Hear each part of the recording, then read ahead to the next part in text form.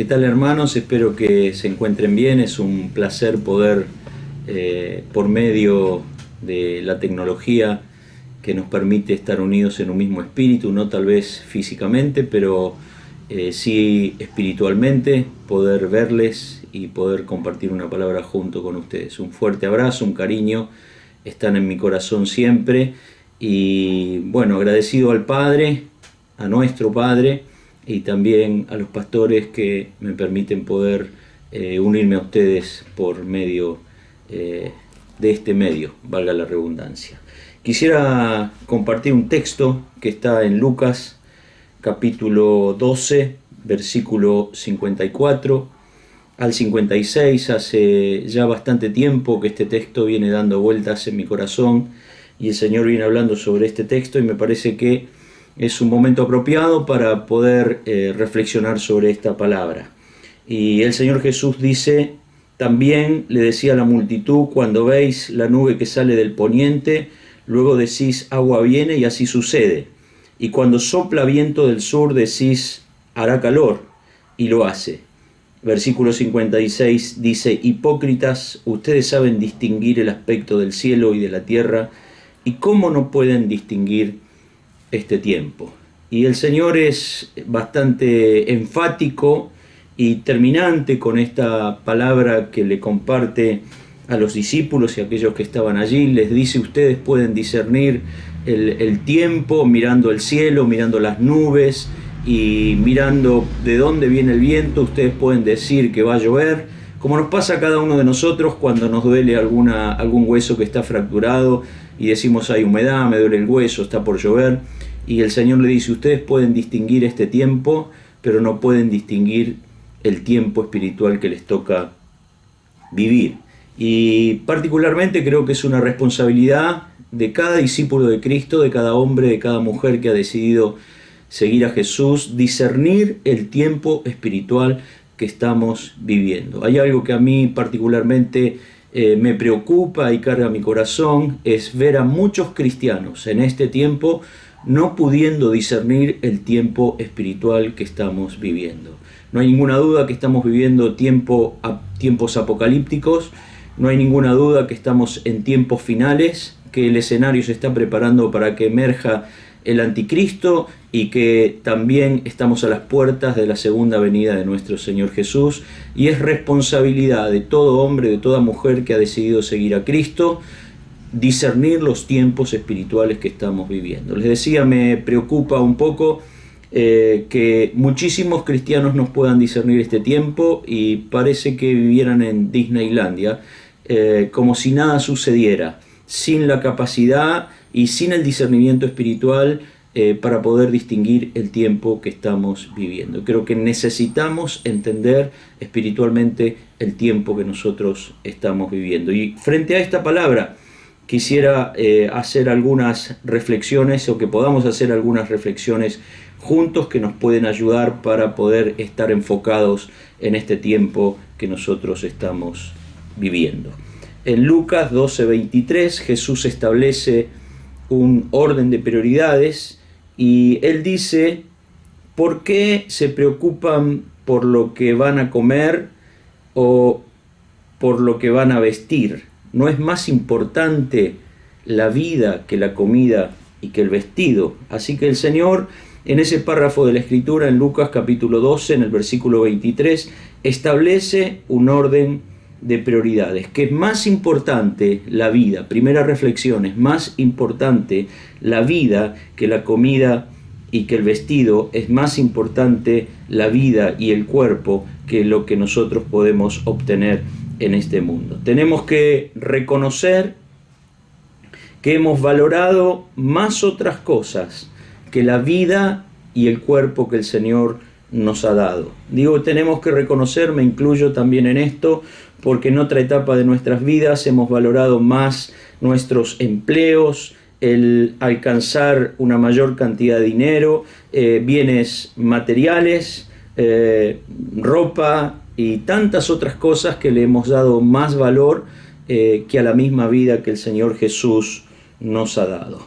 Cada mañana que podemos levantarnos es un milagro. La vida es un milagro. Dios es el dador de la vida, el preservador de la vida, el sustentador de la vida. Y cada mañana que podemos levantarnos solo es por su misericordia. Nada más que por esto. Solo por su misericordia vos y yo podemos levantarnos cada mañana, abrir nuestros ojos y experimentar un día más de vida que el Señor nos otorga. Solo por su misericordia y solo por su gracia estamos vivos cada mañana. A veces damos por hecho de que mañana vamos a hacer tal o cual cosa, sin tomar en cuenta que el mañana no es nuestro, que el ayer pasó, que el mañana no es nuestro y que el único día a vivir con intensidad y disfrutando aquellas cosas que Dios ha puesto en nuestra vida y la responsabilidad de ser fieles a Dios, el único día a vivir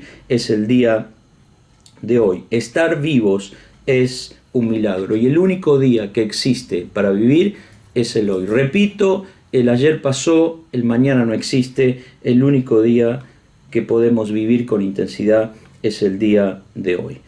Tenemos que entender que un virus o una enfermedad o un accidente puede ponerle fin a nuestros días en este mundo en cualquier momento. Así que la primera reflexión, hay que valorar la vida más que cualquier otra cosa en este tiempo que Dios nos ha dado. Damos gracias cada mañana por estar vivos.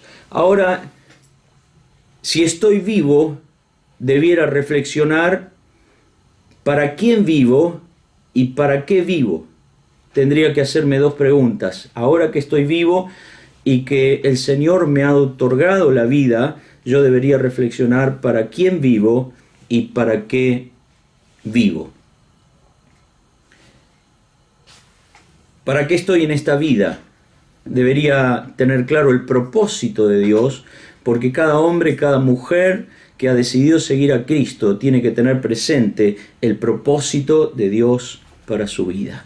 Y es necesario en este tiempo definir para quién y para qué vivo. Y el propósito de Dios me ayuda enormemente a poder estar enfocado, centrado y poder vivir con propósito. Muchos cristianos no tienen propósito en su vida. Me preocupa no que los del mundo o la gente que no conoce a Cristo no tenga propósito. Me preocupa que muchos cristianos no tienen propósito para su vida o tienen un propósito totalmente equivocado. Nosotros fuimos creados por Dios, alcanzados por su favor y por su misericordia y por su gracia. Un favor y una gracia, porque la palabra gracia significa favor inmerecido, algo que yo no merezco. Fuimos alcanzados en su misericordia y en su amor para vivir, abrazar el propósito de Dios que debo conocer profundamente en mi vida. Les decía, muchos cristianos viven en un círculo vacío muerto. ¿Cómo funciona este círculo vacío muerto? Me levanto para poder trabajar, para poder comer, para seguir viviendo. Y al otro día me levanto para poder trabajar, para poder comer, para seguir viviendo. Y al otro día me levanto para poder trabajar, para poder comer, para seguir viviendo. Esto es un círculo vacío muerto. La vida no tiene propósito y nosotros necesitamos tener el propósito de Dios claro para cada uno de nosotros. En Romanos capítulo 8, en el versículo 28 y 29, Dios nos revela su propósito, que tenemos que ser conformados a la misma imagen de nuestro Señor Jesucristo, ser parte de su única familia, la iglesia, una sola familia de muchos hijos iguales a Jesús, para que Jesús sea el primero, el primogénito entre muchos hermanos. También dice, a los que aman a Dios, todas las cosas les ayudan a bien. Esto es, a los que conforme a su propósito son llamados. Hemos usado este texto para decirle a otros hermanos, mirá, a los que aman a Dios, todas las cosas les ayudan a bien. Cuando están viviendo alguna situación de dificultad, usamos este texto. Y lo hemos usado mal porque este texto funciona de esta manera solamente para aquellos que aman a Dios. ¿Y quiénes son los que aman a Dios? Aquellos que están enfocados en su propósito. Y a esos todas las cosas que les suceden les ayudan a bien, porque el único propósito de Dios para nuestra vida es que cada uno de nosotros seamos conformados a la misma imagen de Jesús. El Padre no tiene muchos propósitos para nosotros, tiene un solo propósito: que seamos conformados a la misma imagen de Cristo. Esto significa que para los que aman a Dios y están enfocados en su propósito, no hay diablo, no hay infierno, no hay mundo, no hay pecado que pueda oponerse al cumplimiento del propósito de Dios, sino que todas las cosas van a ayudar y van a cooperar para que Dios cumpla su propósito en mi vida, de que yo sea conformado a la misma imagen de Cristo, y para que Él cumpla su propósito en tu vida, de que vos seas conformado a la misma imagen del Señor. Todo lo que nosotros podamos vivir, lo bueno y lo que nos parece que no es tan bueno, todo va a cooperar si amamos a Dios y estamos enfocados en el cumplimiento de su propósito de ser conformados a la misma imagen de Cristo. ¿Para quién vivo y para qué vivo?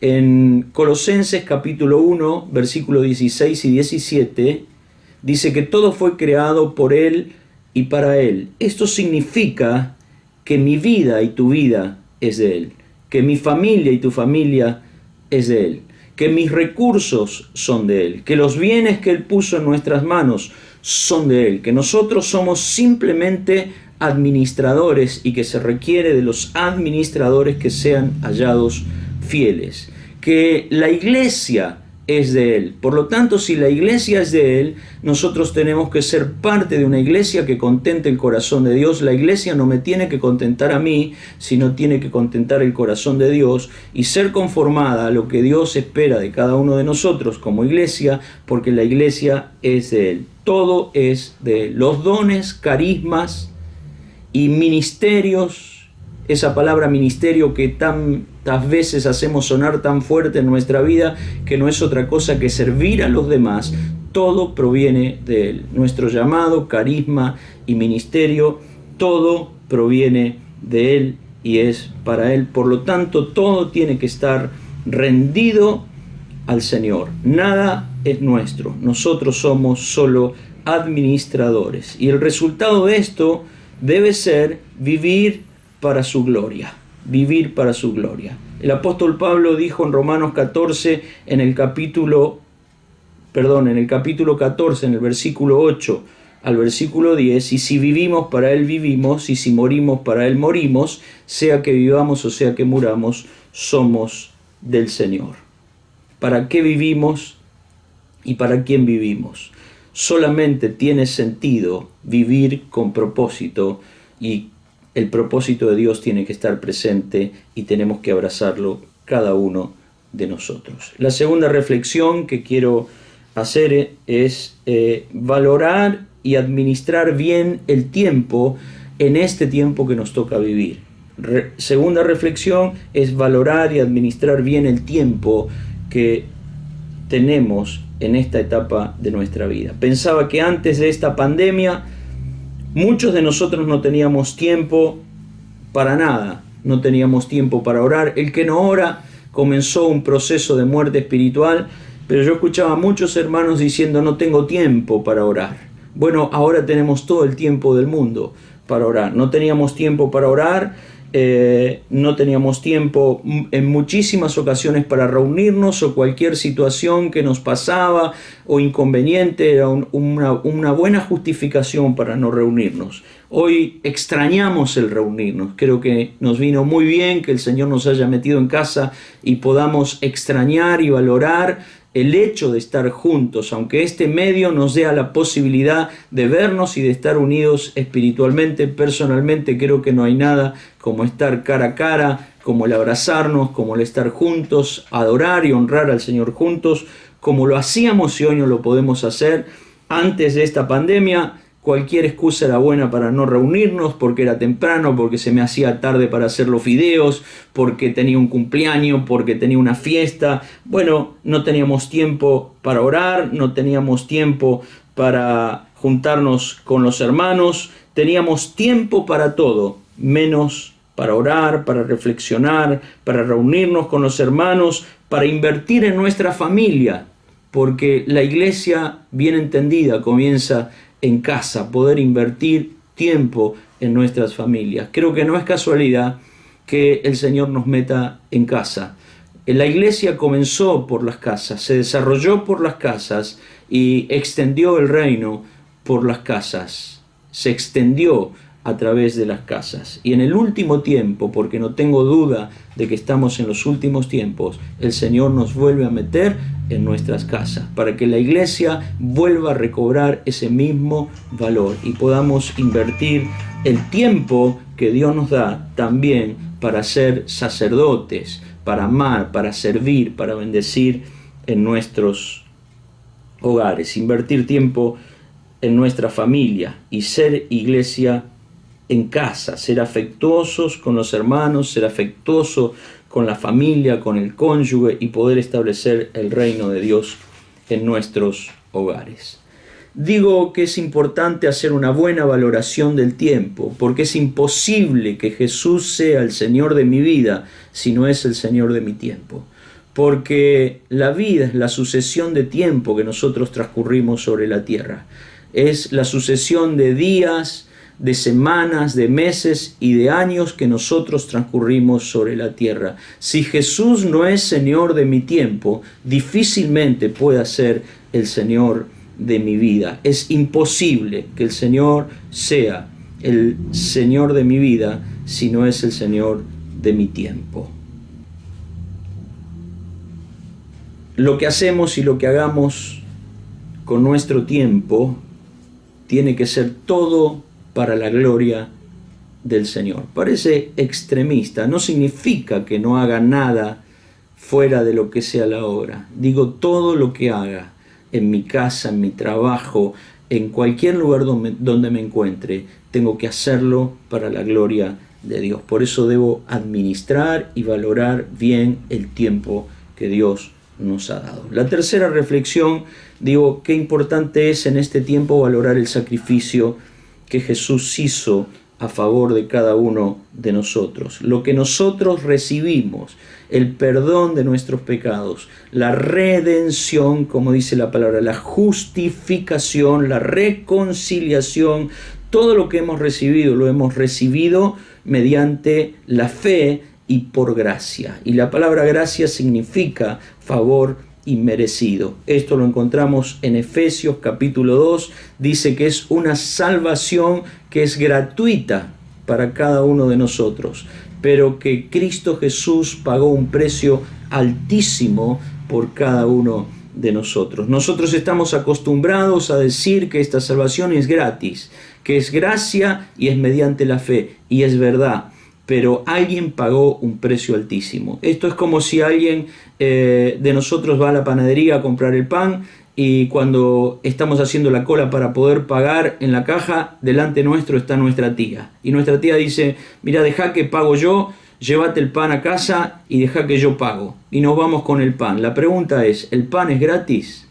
No, realmente no es gratis. Alguien pagó el precio por el pan que vos te llevás gratis o que yo me llevo gratis. En este caso es exactamente igual. Alguien pagó un precio altísimo con su misma vida.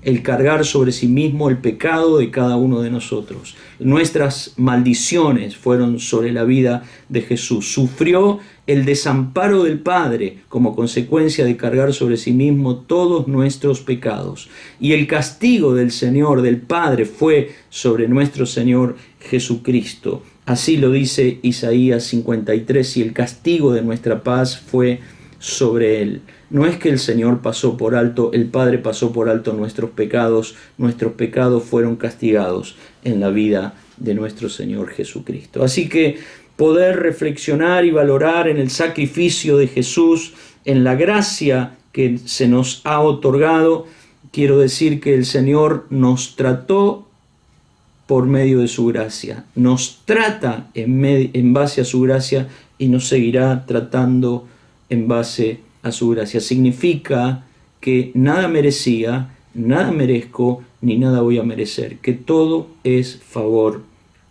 inmerecido. Todo es gracia, todo es gratuidad, todo es regalo de Dios. Y necesitamos valorar este hecho en medio de este tiempo tan difícil que nosotros estamos viviendo. Hubo una gran dinámica de despojo de toda la Trinidad para que el Señor te alcance a vos y me alcance a mí. Dice que el Padre no escatimó a su propio Hijo, no lo retuvo, no lo amarreteó, que el Hijo no se aferró a su condición de Dios, y el Espíritu Santo que habitaba en la eternidad con el Padre y con el Hijo dejó la gloria para venir a habitar estos vasos de barro que somos cada uno de nosotros. Nosotros somos el barro, Él es el tesoro. Una gran dinámica de despojo en toda la Trinidad para que hoy vos y yo podamos ser llamados hijos de Dios y podamos disfrutar esta realidad junto con el Padre, con el Hijo y con el Espíritu Santo habitando en nuestra vida. Dice que Dios no habita más en templos hechos de mano, que ahora nos transformó a nosotros en templos del Espíritu Santo. Y tenemos este tesoro en estos vasos de barro. Qué importante es valorar en este tiempo esta gracia que se nos ha otorgado. A mí me ha hecho bien hacer este ejercicio.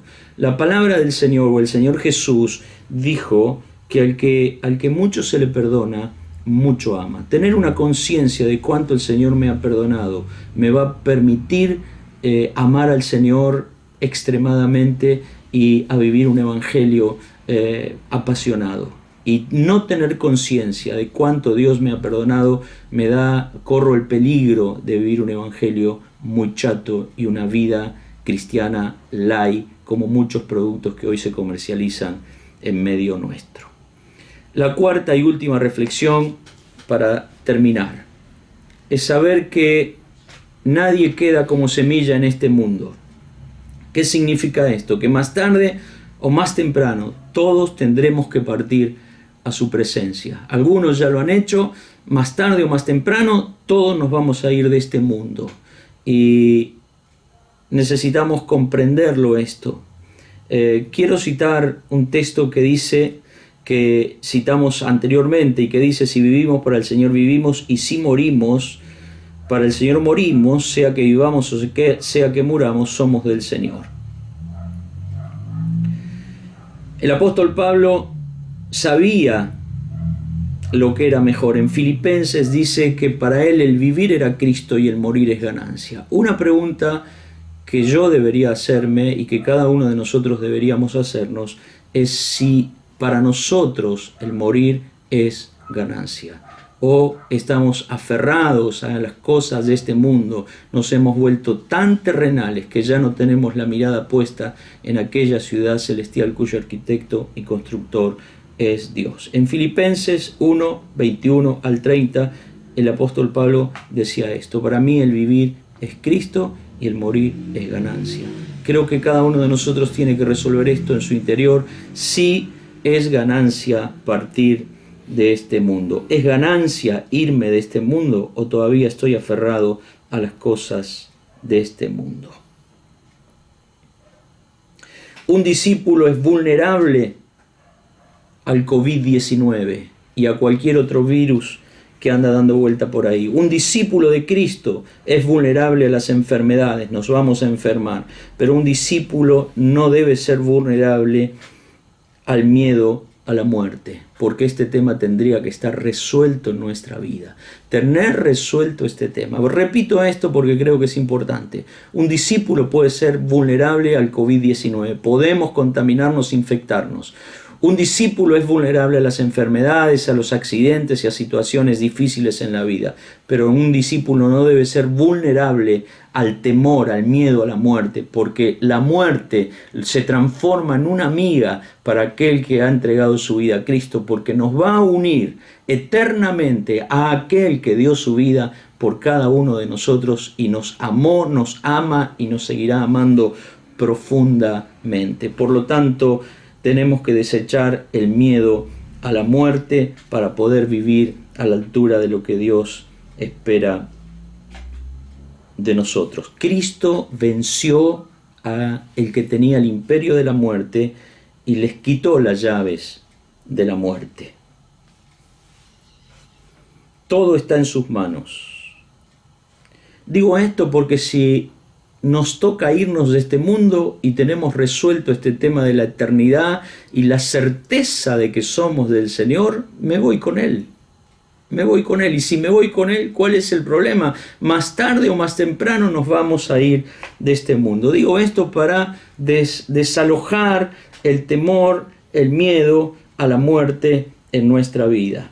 Si me voy con Él, todo está bien. Y esto tiene que estar resuelto en nuestra vida.